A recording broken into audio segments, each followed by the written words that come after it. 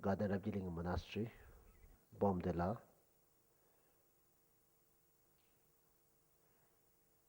Uh, on the occasion of brief one-day seminar about relevance of Buddhism in 21st century, with a focus on Nalanda tradition.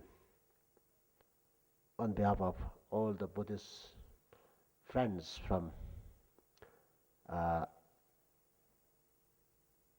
Bomdila, especially,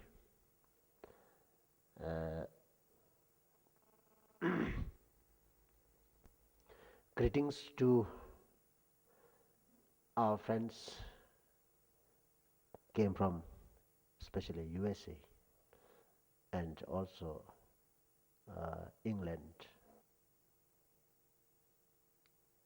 I would like to begin with uh, some important practices which are deeply rooted in our community, especially in Monpas.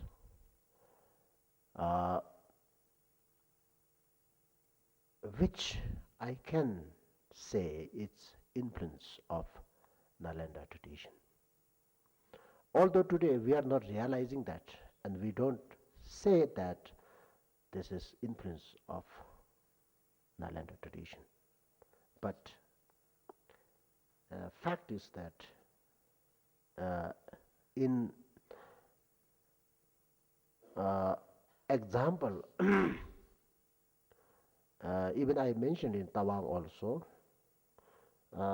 many Monpas are here, so everybody I think agree with my point.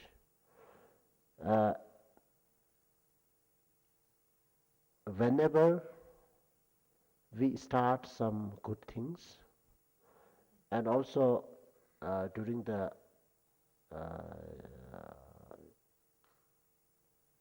birth, and then even like a marriage ceremony, and then foundation ceremony of like houses, and then when we complete houses, that time also we observe and celebrate and then participate our friends, share some happiness. During that what we call, we say Temre. I am going to participate in Temre. Am I right? So our pronunciation we used to say Temre, but then actually it's Tendel. It's literally Tendel, but then pronunciation we say Temre. So when you analyze meaning of the Tendel, then it's our language Tenching Drebar Chungwa. That means meaning is that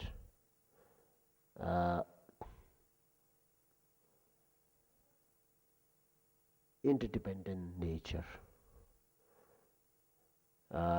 In Sanskrit, we used to say patitu samupat. In Hindi, एक दूसरे के निर्भरता.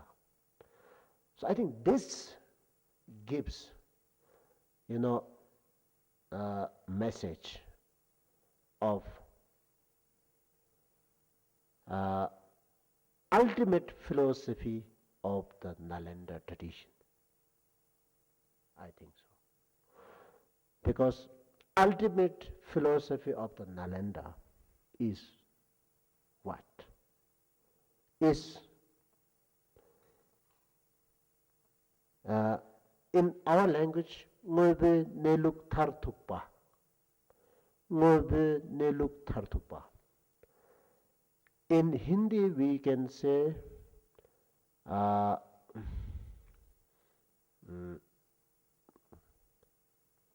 Antim Satya. I think in English, I think ultimate reality. Ultimate reality, I think so. So when we talk about ultimate reality, Uh, there's two sides of ultimate reality. One side reality is emptiness, and one side reality is interdependent nature. It's like we can say conditional truth, and then ultimate reality, shunyata, yeah, emptiness is the uh, uh, is the Tandamdamba. Uh, Convention truth, yes, convention truth. So our Temri words uh, carries uh, conditional truth, Kunzop Demba. So that means how deeply influence our day-to-day life by the Nalanda tradition, Nalanda philosophy. That means great scholars like uh, it's Nagarjuna's philosophy.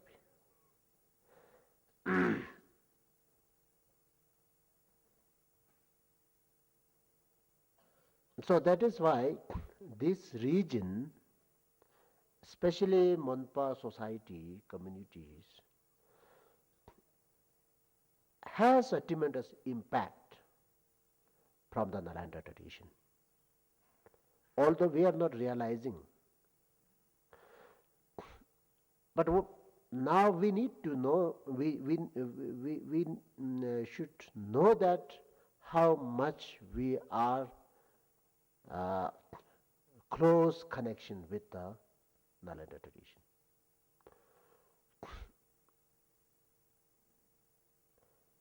Again, uh,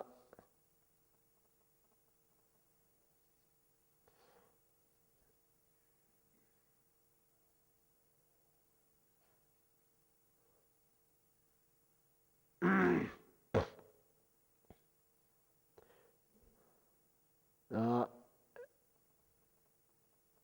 we carries, uh, practices like a day-to-day life, uh,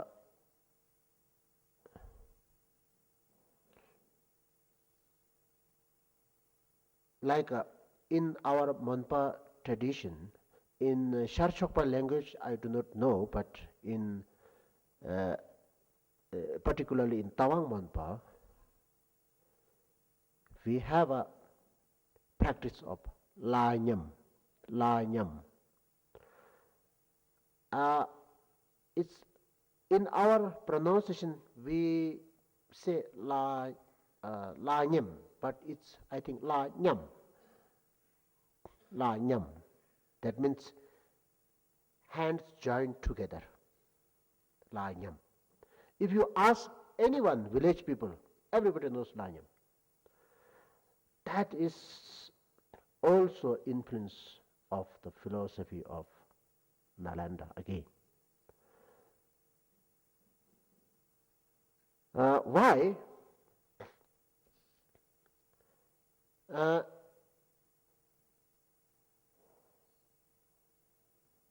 just now we are mentioning about interdependent nature. Uh, because of that philosophy, our minds are guided by this philosophy, due to which we practices day-to-day life, even though working in the field of agriculture and making houses. Today, I think because of this modernization's influence, slowly I think these practices are, what I should say,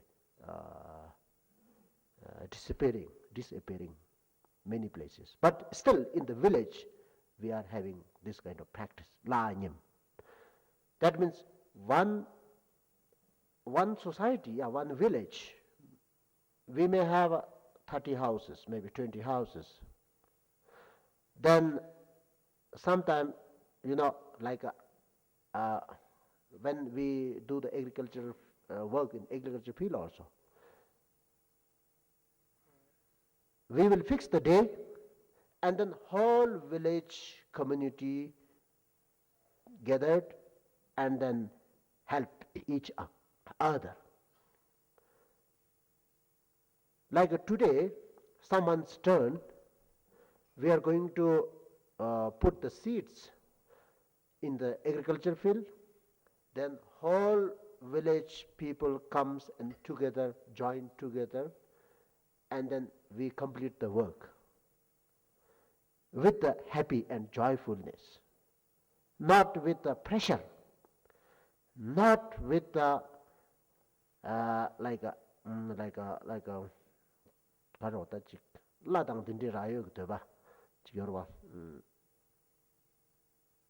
example, normally we work for gain something without expectation. Happily join and then cultivate together and we complete it. That called la nyam. That means hands joined together. Similarly, we construct houses by the la nyam, la nyam. Oh, Mr. So-and-so is today, we are in village, Mr. Dorji, he is constructing house.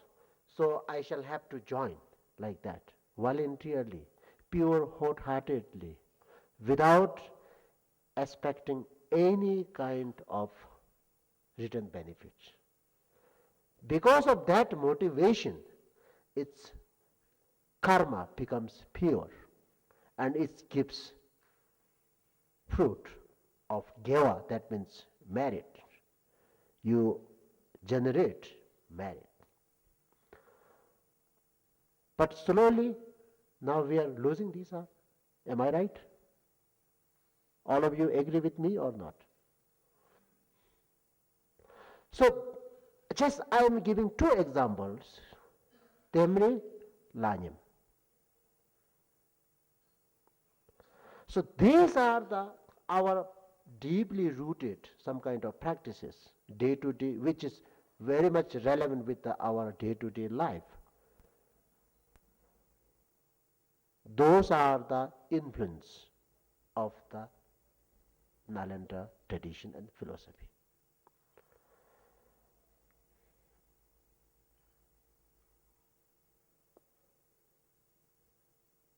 So now we must, my presentation is towards awakening of ourselves. Because it's very important.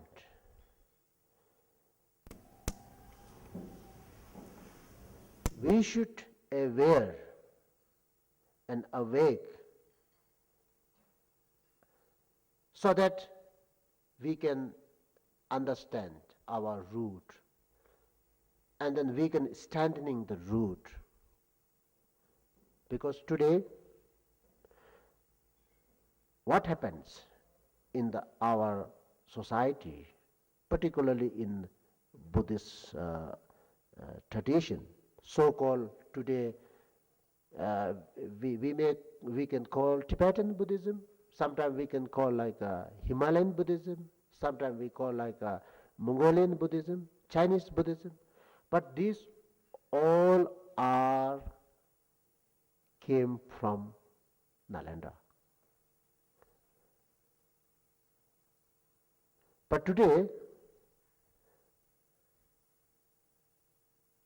Nalanda tradition, we are followers of Nalanda tradition. This is not much popular, I think so. Because we are more concerned about our branches. And then what happens today, slowly, within the Tibetan tradition you can find major 4 different schools, but today you cannot confine into 4 schools. Even today, many people like to, uh, you know, have their own sort of tradition. As a result, what happens in Japan, if you go to Japan, maybe hundreds of different sects of Buddhism now. These are how much relevant with the Buddhism, I do not know. Because every guru can have their own way to teach, own way to practice. But then if you try later on, every guru should maintain the one tradition each of guru. I think this is not necessary. So these are the leaves, and then we are always more concerned and focused on leaves and then branches, and we already forgotten the root. Even not only in Nalanda tradition, even today we already forgotten Buddha's teaching. Kanjur khala hota injinala. Yes, Buddha's teaching, which we call Kanjur, and today we are not even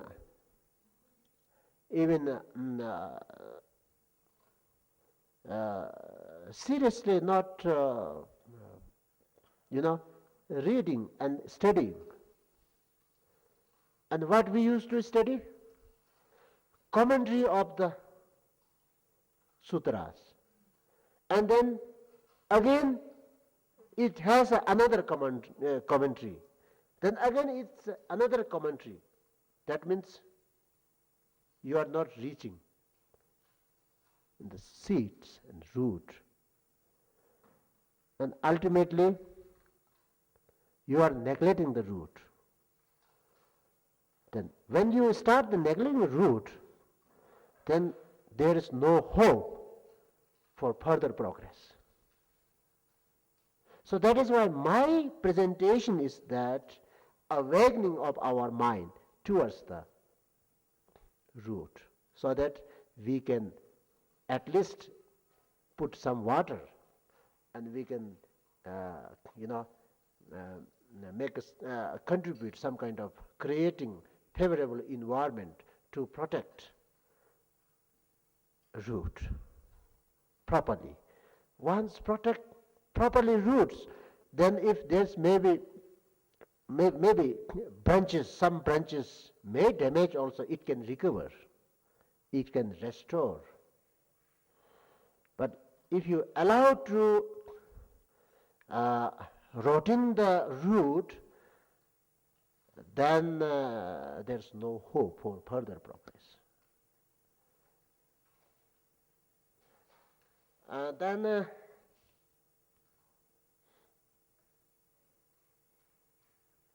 another one point I would like to discuss with some of our friends, because we know each other, I think more than now 2 years. And then Emory University is the one of the prestigious university in USA where provides Buddhist study. And they are the, I can say, very, very blessed, fortunate, because His Holiness Dalai Lama is officially university professor. So because of that, in the initiatives of Emory University, you are doing much as possible research and so many things in the field of Buddhism as well as Nalanda tradition.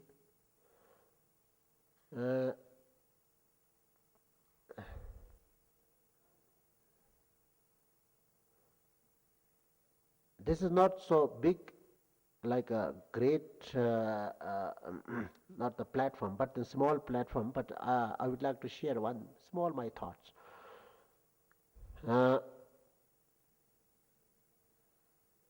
Nalanda tradition, exactly we cannot say. In Nalanda, reincarnation tradition is there or not. I don't know. I think so. Uh, I think this tradition not exist in the Nalanda. I think so. But when it's flourish in Tibet and reincarnation, Tulku tradition has introduced, started. And then according to our history, I think Karmapa is the first incarnated Rinpoche. And then after that, I think this tradition has been flourished. And today we have a, I don't know, I should say it's our fortunate or what, I don't know, but thousands of Tulku we have today.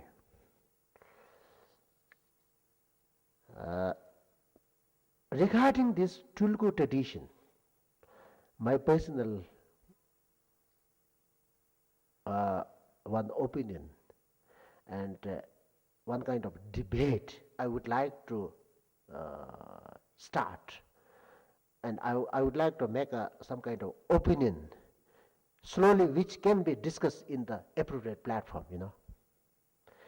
Ancient time, this incarnation Tulku institution is really play battle role in the Buddhist community and towards the development of a spiritual as well as a society, and then it gives impact tremendous on the lay people to motivate them towards a spiritual goal. And then because of faith and belief,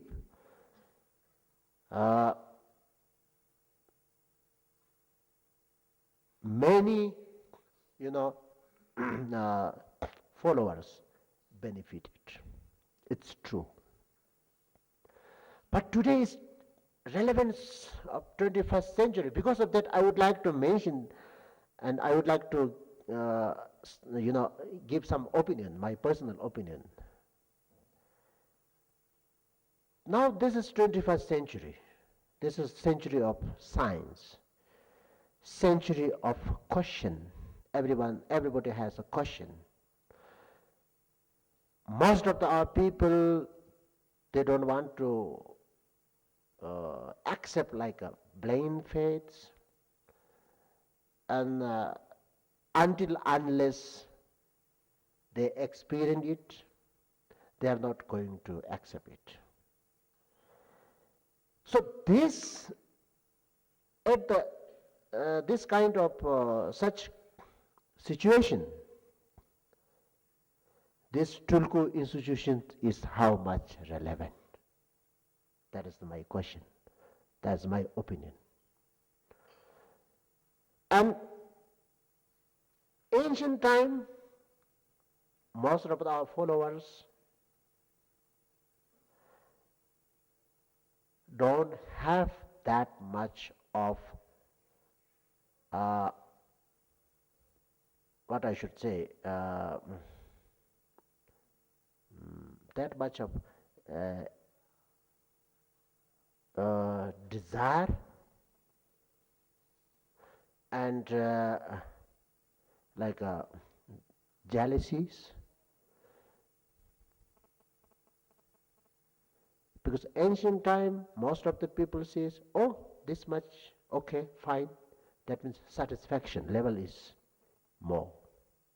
But today's world, so-called 21st century, but the satisfaction level is very low. As a result, more desire, more attachment, and more egos. So people are followers are influenced of these negative forces. Because of that, there is chances, more chances for misusing the Tulku institutions.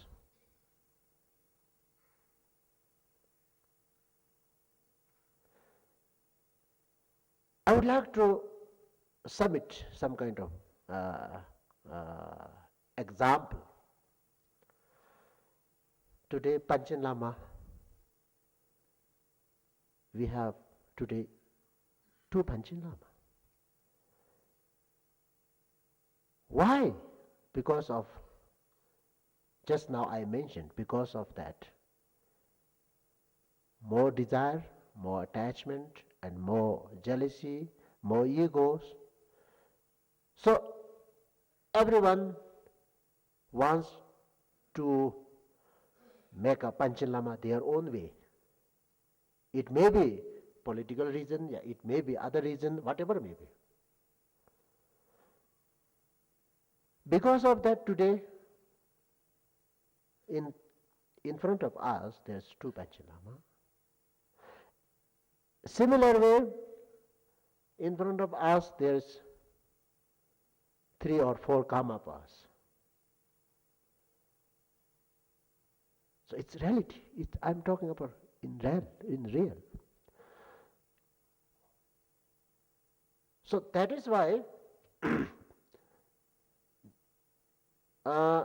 this 21st century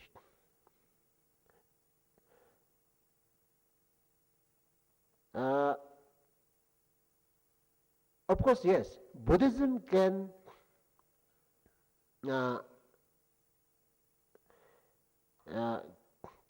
provide alternative methods and alternative views, alternative way of life while we are facing a lot of difficulties. But then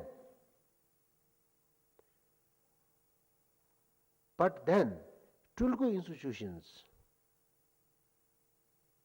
are the good medium for implement or to pass this, this alternative to the followers or not. So I would like to start some kind of global level sort of discussion on this. If you directly ask me individually, Rinpoche, what is your opinion? Then I say, rather than continue Tulku institutions, now time has come, we must stop the Tulku institutions. This is my personal opinion. And then best way of carry our philosophy and just alternative sort of, what I should say, alternative sort of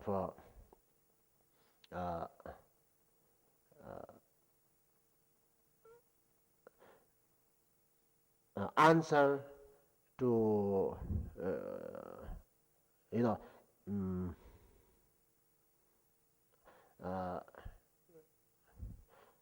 in the 21st century, just most of our people are facing difficulties.